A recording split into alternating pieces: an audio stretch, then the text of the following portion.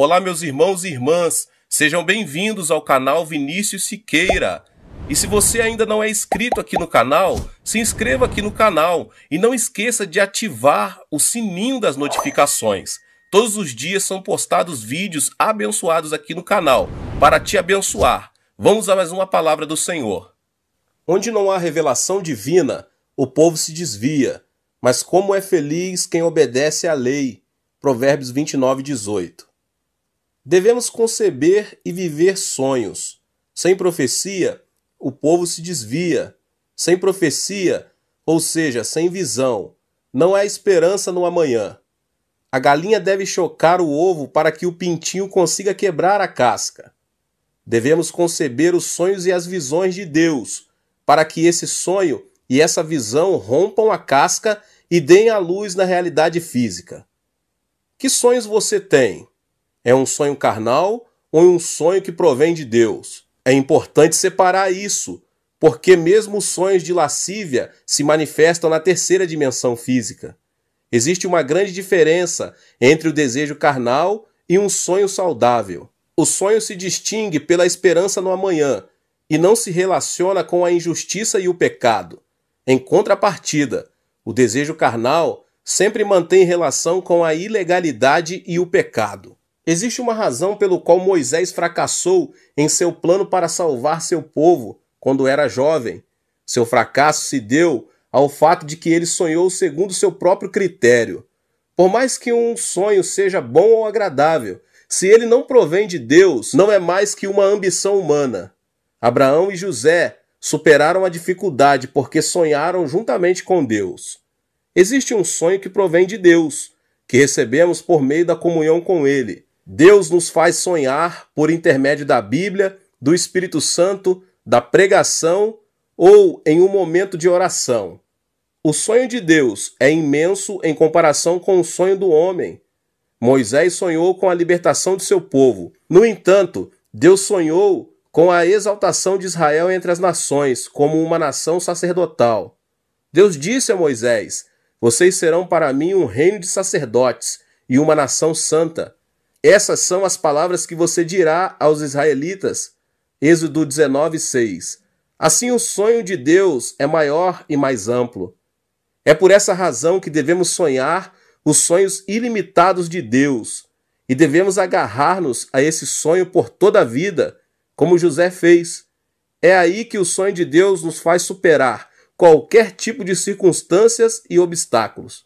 O sonho que provém de Deus pertence à quarta dimensão. É o sonho que domina e se manifesta na terceira dimensão. Eu o convido agora a avaliar o sonho que você guarda em sua quarta dimensão e modificar seu sonho da seguinte forma. Primeiramente, espere coisas grandes e ocultas. O sonho que provém de Deus pertence à quarta dimensão. É o sonho que domina e se manifesta na terceira dimensão. Eu o convido a avaliar o sonho que você guarda em sua quarta dimensão e o modificar seu sonho da seguinte forma. Espere coisas grandes e ocultas de Deus. Sonhe com coisas grandes e ocultas que Deus tem preparado para você. Não sonhe que seu caminho é como estar à beira de um abismo. Espere no sonho de Deus. Existem momentos em que nos encontramos à beira de um abismo e parece que é impossível sair do problema com nossas próprias forças. Mas a Bíblia afirma que nada é impossível para Deus. Deus nos diz que há esperança quando pensamos que tudo é desesperança. Deus opera coisas grandes e ocultas que nós não conhecemos. Nosso dever é crer, confiar e seguir Deus incondicionalmente, pois essa é a atitude que agrada a Deus. É por isso que devemos esperar e sonhar com um grande milagre por parte de Deus. Foi no final do ano de 1965, enquanto esperava um voo de regresso no aeroporto do Rio de Janeiro, no Brasil, logo depois de ter dirigido uma cruzada nesse país, que um homem com o uniforme da polícia se aproximou de mim e pediu meu passaporte. Pensei que se tratava de um controle policial, mas aquele policial desapareceu com o meu passaporte. Não podia acreditar. Não tinha nenhum conhecido no Brasil. E nessa época era impossível encontrar um oriental. muito menos um coreano. Os minutos estavam contados, e depois de tudo que aconteceu, não pude embarcar no avião. Tampouco tinha dinheiro para dirigir-me a algum outro lugar. De repente caí de joelhos e comecei a orar com lágrimas nos olhos. Deus, olha para mim, o que devo fazer agora? Acaso não prometeste que para os que amam a Deus e foram chamados conforme teu propósito, todas as coisas concorrem para o bem? Eu te amo, e segundo o teu propósito vim ao Rio de Janeiro para pregar a tua palavra. Só o Senhor conhece minha aflição. Pai, creio em tua promessa, que todas as coisas contribuem para o meu bem. Senhor, fica comigo. Não podia fazer outra coisa além de orar. Continuei orando, quando um cavalheiro se aproximou do local onde eu estava e me disse: O senhor não é o pastor Chu? Jamais imaginei que alguém se aproximasse de mim para oferecer ajuda e olhei ao meu redor. Estava certo de que era a voz de uma pessoa, então respondi: Sim, senhor, sou o pastor Yang Cho. O senhor me conhece? Claro que sim. Faz 10 anos, um amigo meu, Levis Richard, foi à Coreia do Sul como missionário e enviou-me um artigo de um jornal onde aparecia sua foto. Foi muito comovente ler o artigo, mas que incrível, que prazer vê-lo aqui. Nunca pensei que depois de 10 anos iria vê-lo e conhecê-lo só de olhar. Mas o que está fazendo aqui? Eu vim ao aeroporto para despedir-me de uma pessoa e de repente pensei que o senhor podia ser o pastor Cho. Repentinamente, lágrimas caíram de meus olhos. Era tão imensa a graça de Deus que não podia conter meu pranto. Deus havia respondido à minha oração, expliquei ao cavalheiro minha situação e ele me contou que isso era comum no Brasil, especialmente com relação a estrangeiros do terceiro mundo. Então, ele não lhe pediu dinheiro?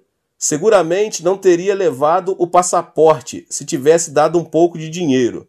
Mas de qualquer maneira, me alegro que esteja bem. Graças à ajuda dessa pessoa, pude regressar ao meu país sem inconvenientes. Se Deus não tivesse respondido à minha oração, não me atrevo a imaginar o que me teria sucedido. Deus é um Deus bom, resgata-nos do abismo. Este milagre produziu dentro de mim um amor e uma confiança mais profunda em relação a Deus. Você também pode experimentar o amor de Deus. O milagre não ocorreu porque eu era o pastor ou uma pessoa importante.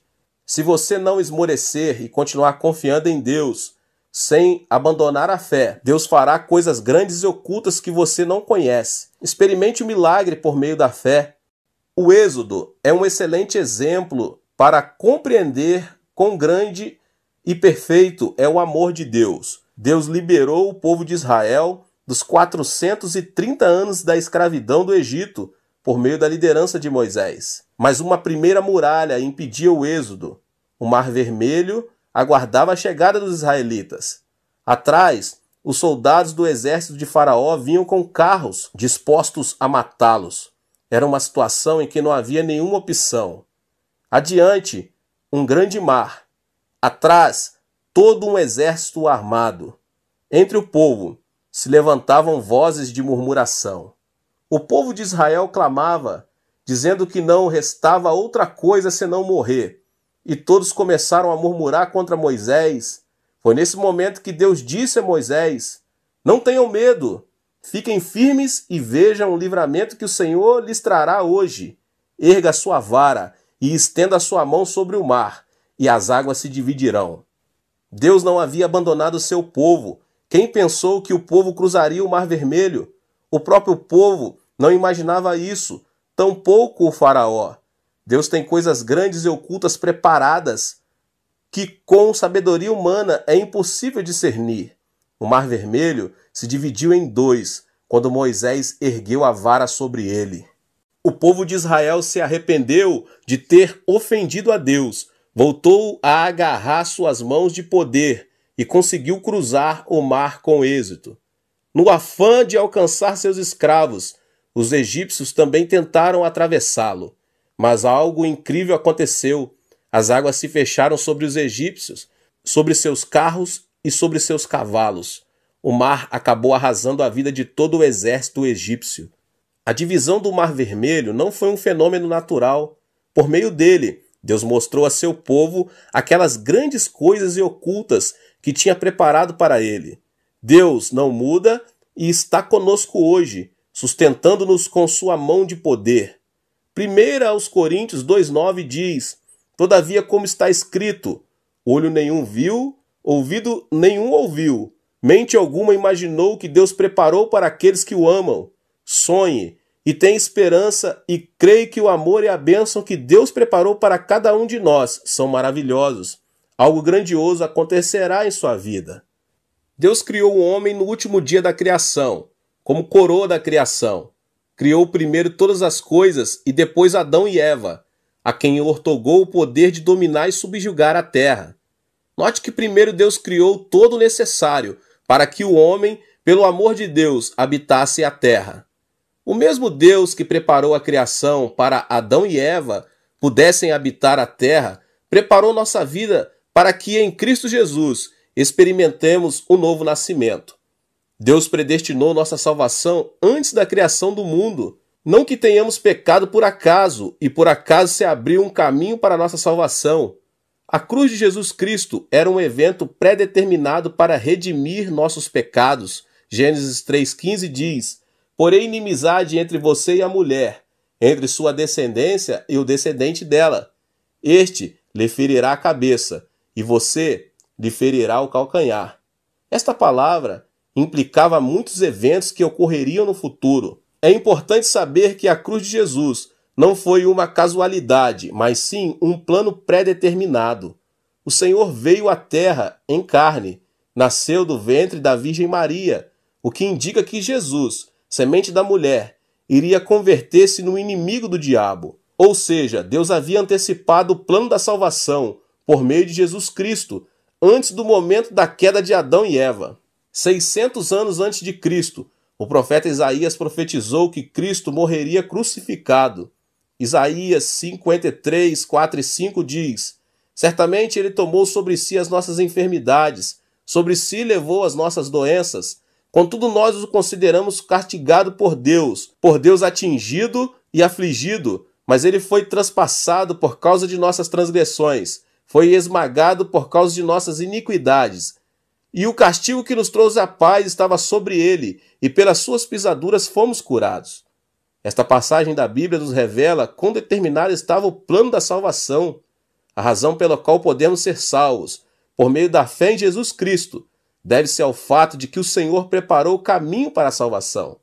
Foi-nos revelado o segredo de que, por meio da fé em Jesus Cristo, recebemos o perdão dos pecados, justificação e salvação. O amor e o poder de Deus são tremendos. É impossível entender a obra de Deus com o intelecto sensorial, porque Deus supera o intelecto. Portanto, devemos crer no que Deus nos preparou. Não devemos cambalear em nenhuma circunstância, mas sim crer que Deus predeterminou tudo. A solução não se encontra em nossas mãos, mas nas mãos de Deus. Recorde o que a Bíblia diz em Jeremias 33, 2 e 3. Assim diz o Senhor que fez a terra, o Senhor que a formou e afirmou. Seu nome é Senhor. Clama a mim, e eu responderei, e lhe direi coisas grandes e insondáveis que você não conhece. Creia na promessa da palavra e tenha esperança. Temos a bênção de ser pessoas que veremos coisas grandes e ocultas de Deus. Aleluia! O que devemos sonhar? Devemos sonhar coisas grandes e ocultas. Não devemos sonhar que a escuridão arrasará nossa vida, mas sim devemos crer em coisas grandes e ocultas. Devemos sonhar com coisas positivas e otimistas, com esperança. E Deus operará coisas grandes e ocultas a nosso favor. Deus operará milagres inimagináveis. Temos de abrir a boca para que Deus encha de milagres. Deus é capaz de fazer infinitamente mais do que tudo quanto o que pedimos ou pensamos, de acordo com o seu poder que atua em nós. Ouça agora este testemunho. Esta é a história de uma mulher negra que vivia junto com seu filho nos Estados Unidos. Assim que se divorciou do marido, essa mulher mal conseguia sobreviver. No entanto, seu filho insistia dizendo: Mamãe, compre o gato para mim, compre. O problema é que a mãe não tinha dinheiro suficiente para comprar um gato, e as palavras do filho feriram seu coração. Todos os meus amigos têm cães e gatos. Por que não me compram um gato, hein? Carinhosamente a mulher disse ao filho: Filho, vamos orar ao nosso Deus bondoso, pai. Está bem? Deus lhe proverá um gato. Ela tomou a mão do filho e começou a orar. Pai, tu conheces nossa situação. Dá-nos um gato. Não temos dinheiro suficiente para comprar um gato. Deus Pai, suplico-te de todo o meu coração. Tem misericórdia de nós. Em nome de Jesus, amém. Assim que terminara a oração, o filho perguntou: Deus nos dará mesmo um gato? Sim, querido. Nada é impossível para Deus. Um gato não será nada difícil para ele. Esperemos o gato e continuemos orando. Deus ouve nossas orações. Esperemos e sonhamos. A mulher continuou orando junto com o filho. Era de tarde e o sol ardia. A mulher tecia no jardim enquanto o menino brincava com um aviãozinho de papel. De repente, algo extraordinário aconteceu. Tratava-se de um vulto escuro que caiu no jardim de sua casa. Era nada menos que um gato. Tanto a mulher como seu filho ficaram petrificados. Um gato havia caído do céu. Eles começaram a pular e a soltar gritos de júbilo. Deus havia respondido à sua oração. Esse relato foi difundido em todo o país por meio dos jornais e da televisão, em um artigo que se intitulava Um Gato Caído do Céu. Dias depois, alguém veio vê-los e disse que era dono do gato. Era incrível. Por acaso ele era o dono do gato caído do céu? Seu argumento: era um vizinho que vivia a 800 metros deles e não via seu gato desde que este tinha subido em cima de uma árvore. Sua explicação era que, por mais que tivesse tentado, não pudera fazê-lo descer. No final, quando o vizinho resolveu inclinar a árvore para alcançar o gato, não conseguiu segurá-la e soltou-a. Como consequência, o gato voou e caiu a 800 metros no jardim da casa dessa mulher negra. E o homem continuou insistindo em que devolvessem o gato. No entanto, nem a mulher nem seu filho quiseram devolvê-lo. Disseram que se tratava de um presente de Deus. No fim, o caso foi levado a juiz. Agentes profissionais do tribunal realizaram um estudo do caso. Puseram um gato artificial naquela árvore da qual, insistiu o vizinho, o gato voara. No entanto, o gato não voara por mais de 20 ou 30 metros. A conclusão a que chegaram os agentes foi que o gato não poderia voar os 800 metros. A sentença do tribunal foi: esse gato é um presente de Deus. É uma história pouco comum, mas Deus é um Deus que torna essas coisas possíveis. Sonhe com algo inimaginável. Os grandes e os pequenos sonhos formarão sua vida. Deus quer que esperemos e sonhemos com grandes milagres. É aí que esses sonhos se convertem em nossos sonhos. Devemos ter a convicção de que Deus preparou algo maravilhoso para a nossa vida. Devemos sonhar que Deus revelará coisas grandes e ocultas. Ore e não esmoreça. Ao esperar em Deus, o sonho é seu. Projete algo claro em seu coração. Escreva-o em uma folha de papel.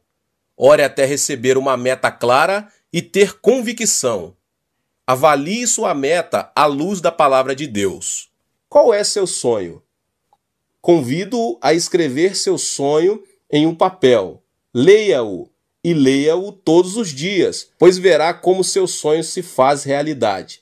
É muito importante que possa visualizar a realidade do sonho como uma realidade já estabelecida, pois isso será de fato o que obterá.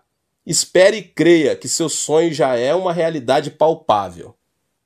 Em certa ocasião, dirigi uma conferência sobre crescimento da igreja na Austrália. A atitude dos pastores australianos era negativa, ainda que garantisse que o crescimento da igreja era possível, mas na Coreia do Sul e nos Estados Unidos, e não na Austrália. Seu argumento era que os australianos não iam à igreja porque amavam o esporte e o tempo livre. No último dia da conferência, dei uma sugestão. Preparem um lápis e um papel e escrevam a meta da igreja a ser alcançada no final de 2 anos. Escrevam o número de pessoas da congregação que desejam ter nesse tempo. Todos começaram a escrever seus sonhos. 50 membros mais em 2 anos. 100 membros, 300, 500 membros, enfim, o número era bastante variado. Continuei. Colhem essa folha no escritório de sua igreja. Cada um observe, ore e visualize a realização desse sonho. O Espírito Santo operará um grande milagre. Após 2 anos, visitei novamente a Austrália. Nessa ocasião, o presidente das Assembleias de Deus desse país, com lágrimas em seus olhos, disse-me: Pastor, fazia 10 anos que minha igreja não crescia, mas sonhei, orei e alcançamos 100% de crescimento nesses 2 anos. Não só a minha igreja, mas todas as igrejas da Austrália estão crescendo. Era um testemunho vivo de alguém que se atreveu a sonhar e a orar. Graças ao princípio da visualização, uma das igrejas da Austrália cresceu, a ponto de que o número de membros chegou a milhares. Sonho em implantar no mínimo 500 igrejas em toda a Coreia do Sul. Visualizo de dia e de noite, porque sei que tenho uma meta e um plano específico a alcançar. Também tenho o sonho de dirigir cruzadas de multidões em todo o mundo. É um desejo de pregar o evangelho a todas as nações do mundo. Eu me levanto, eu me deito e vivo com o sonho. A visualização do sonho produz fé e a obra do Espírito Santo. Devemos conceber o sonho de Deus, porque o sonho de hoje se tornará a orientação que criará o futuro. Conheci um pastor chamado Cabré em uma viagem missionária na América do Sul. O pastor Cabré testemunhou-me as grandes obras que Deus estava fazendo em sua vida. Uma mulher tinha vindo receber oração junto com seu filho, que não tinha uma orelha. O pastor Cabré, visualizando o menino com uma formosa orelha, começou a orar com muito fervor. Depois de pouco tempo, uma espécie de nódulo começou a formar-se na parte onde o pastor impôs as mãos. Ele continuou orando para que Deus criasse uma formosa orelha. E ensinou a mãe do menino a dizer: olhe, que linda orelha você tem. O pastor disse a ela que acariciasse o menino, visualizando a orelha. Mas nada acontecia. O pastor voltou a orar pelo menino, visualizando uma formosa orelha. Quando abriu os olhos, não podia crer no que via. O tamanho do nódulo aumentara na forma de um leque. Era um milagre de Deus.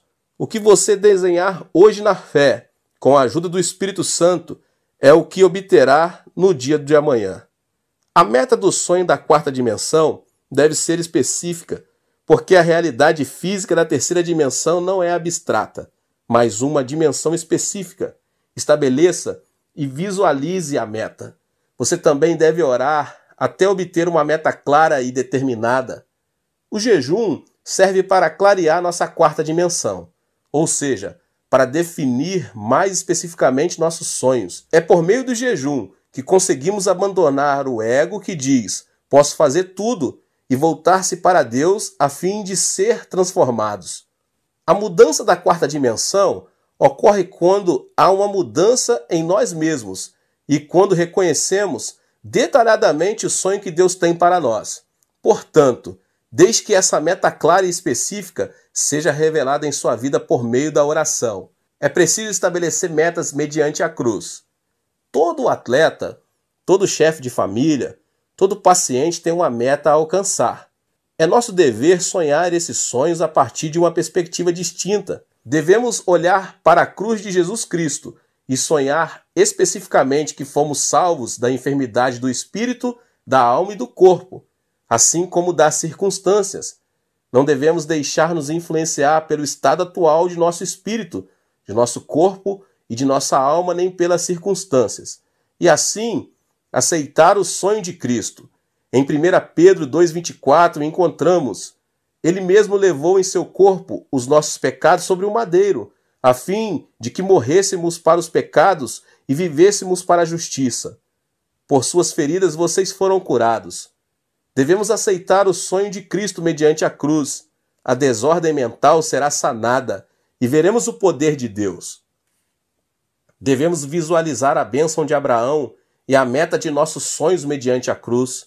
É preciso desfazer a desordem mental da maldição e da pobreza e aceitar a bênção e a prosperidade de Abraão que há em Cristo, pois é esse o sonho que Cristo tem para nós. Gálatas 3,13 diz: Cristo nos redimiu da maldição da lei, quando se tornou maldição em nosso lugar, pois está escrito: maldito todo aquele que for pendurado no madeiro.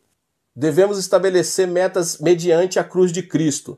A meta final do cristão não se encontra neste mundo, mas se estende até o reino eterno. Em 2 Coríntios 5,1 diz: sabemos que, se for destruída a temporária habitação terrena em que vivemos, temos da parte de Deus um edifício, uma casa eterna nos céus, não construída por mãos humanas. Ponha seus olhos em Jesus, que levou a cruz sobre si, e sonhe. Nossa esperança não se limita ao que é terrestre, antes vai além dos céus. É preciso que você comece pelo pequeno. Assim como um bebê cresce na incubadora, desde que seu sonho vá crescendo. Caminhe junto ao Espírito Santo, seja fiel no pouco e supere as adversidades. Uma vez que tenha concebido um sonho mediante a cruz, você deve semeá-lo para depois colhê-lo. Apesar das circunstâncias, se você consegue semear a semente do sonho que concebeu com a ajuda do Espírito Santo, essa semente dará fruto, crescerá, vencerá e transformará a terceira dimensão. O sonho transformará a morte em vida, a escuridão em luz, a pobreza em riqueza. A mudança de vida se origina de uma mudança de sonho na quarta dimensão. Sonhe, semeie e realize seu sonho. Prepare-se para a realização do sonho. Todos desejam uma mudança na vida e a realização de seus sonhos, mas são poucos os que se preparam para isso. Para alcançar o sonho, é imprescindível a preparação. Se você tem um sonho, deve ter convicção de que o sonho será alcançado e agir como se já tivesse realizado. Daí a necessidade de preparação. Para aquele que não se prepara, seu sonho continuará sendo um sonho e será difícil alcançá-lo.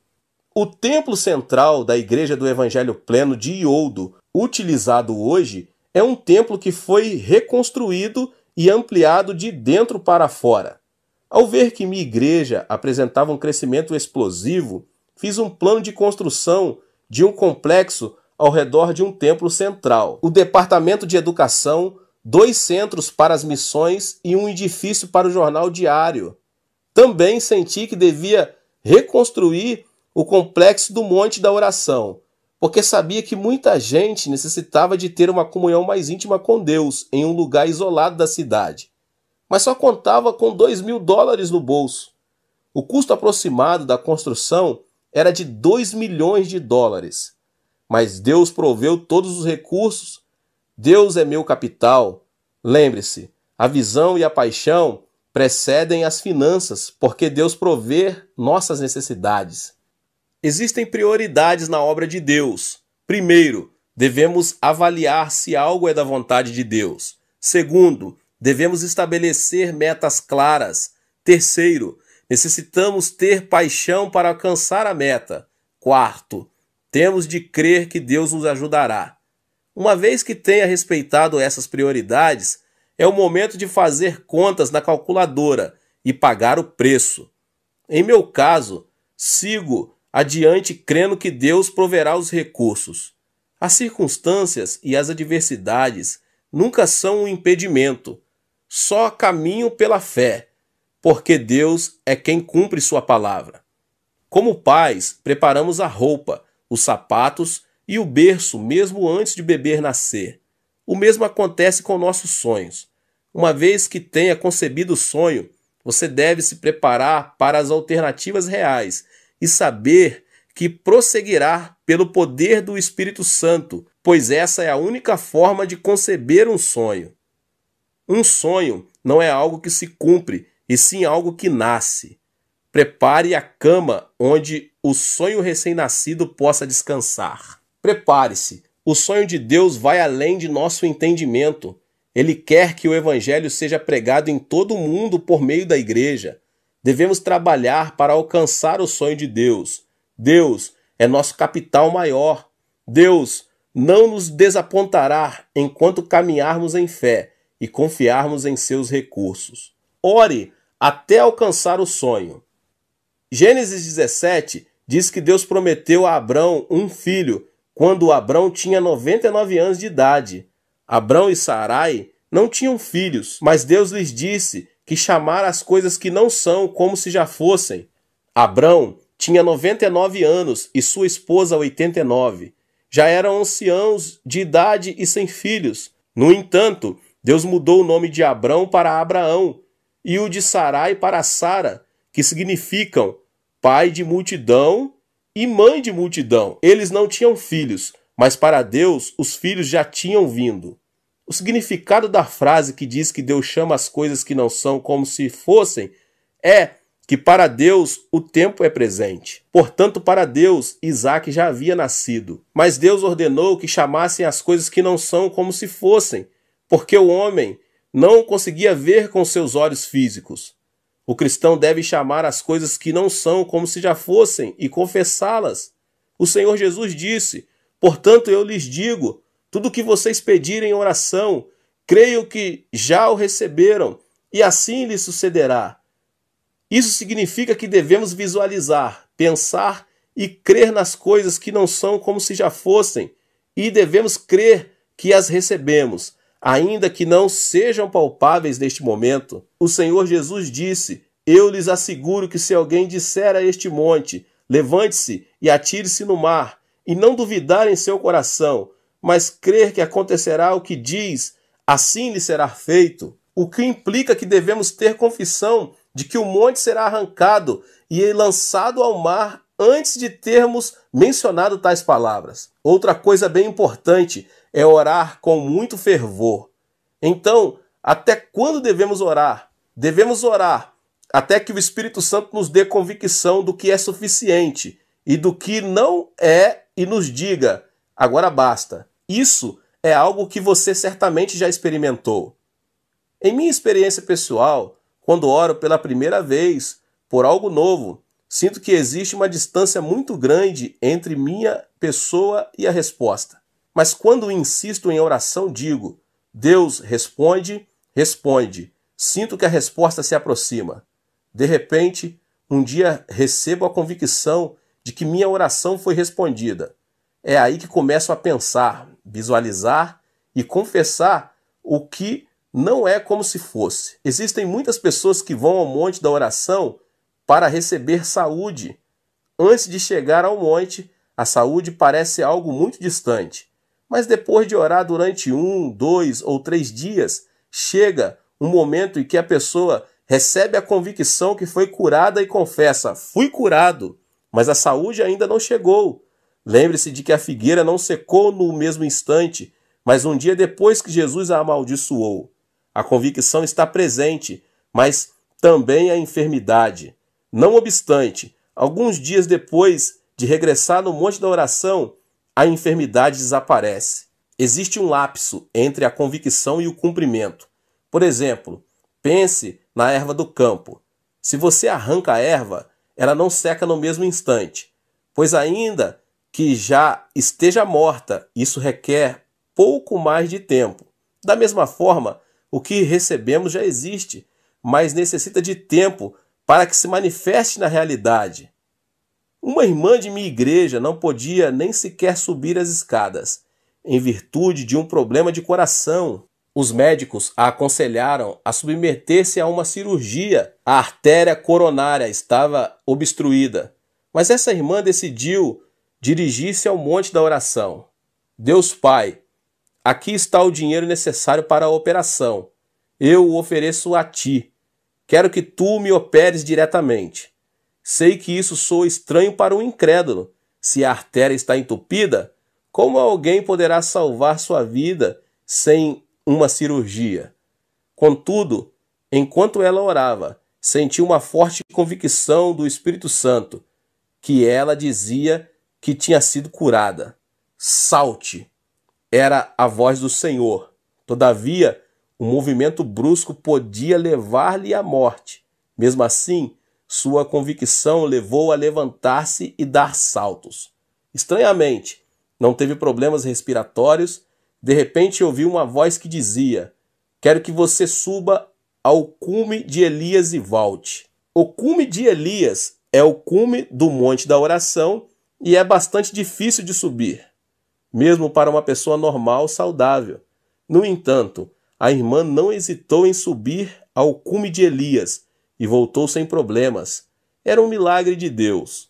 O segredo do milagre é crer e visualizar o que não é como se fosse.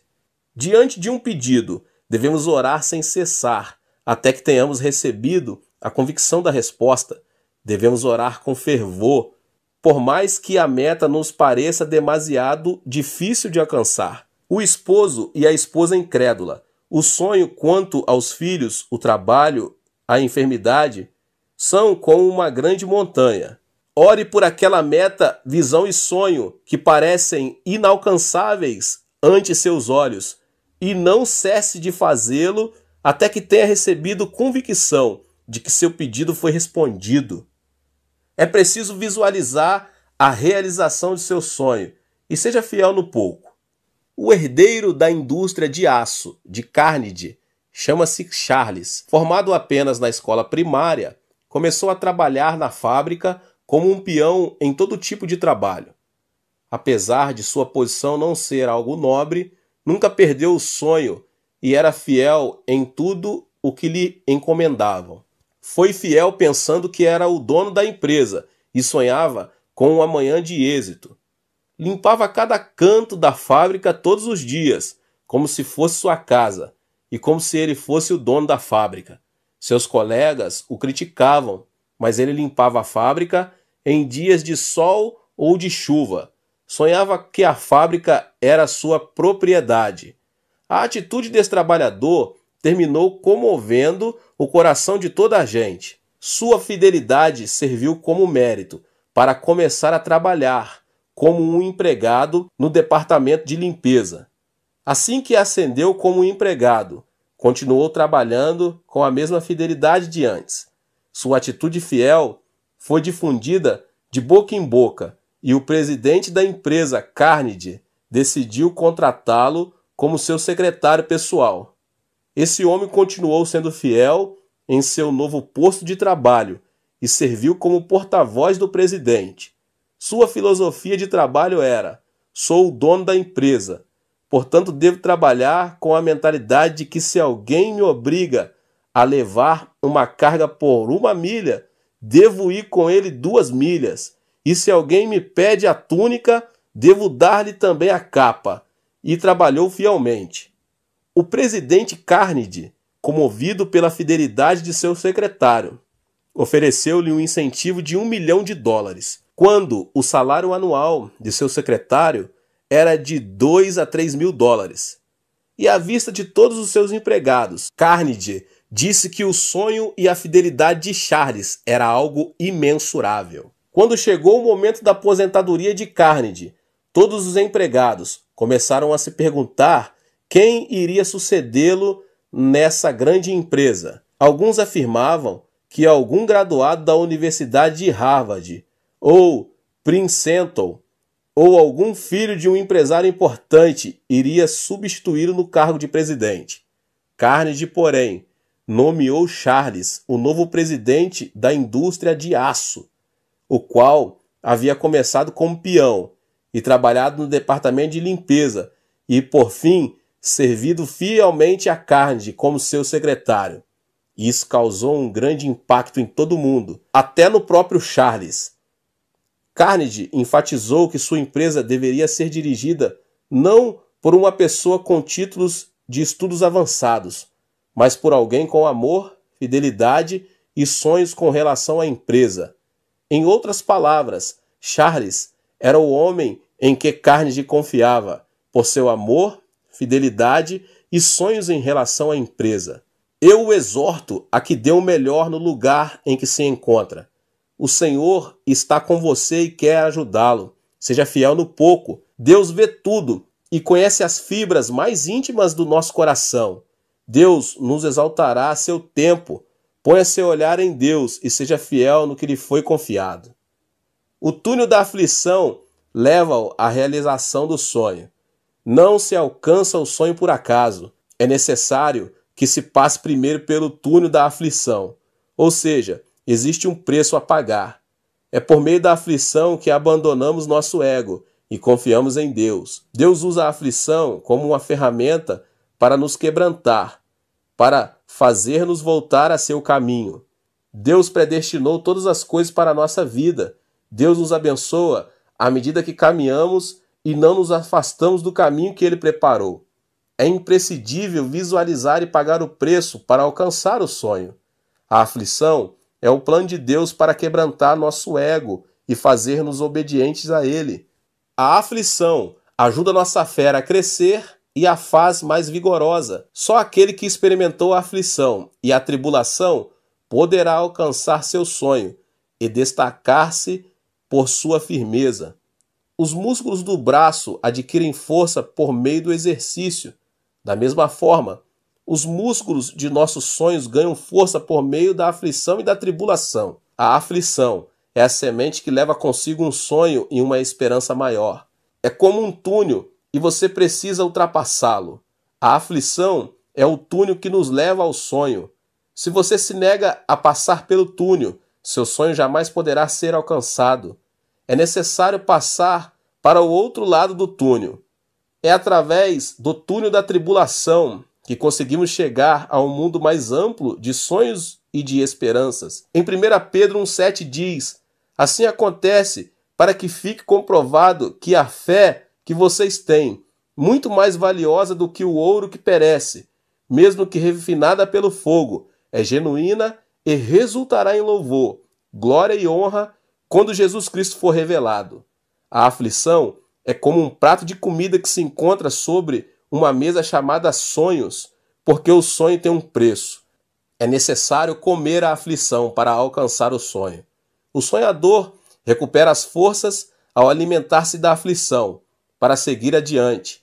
Para quem sonha, a aflição e a tribulação não significam nada, porque quem sonha sabe que a aflição é a parte do processo para chegar à realização de seu sonho. Deus abençoe a vida de cada um. Glória a Deus. Que você possa se inscrever aqui no canal, que você possa, em nome de Jesus, ativar também o sininho das notificações. Não esqueça de deixar seu like e também de compartilhar esse vídeo com as pessoas que você mais ama.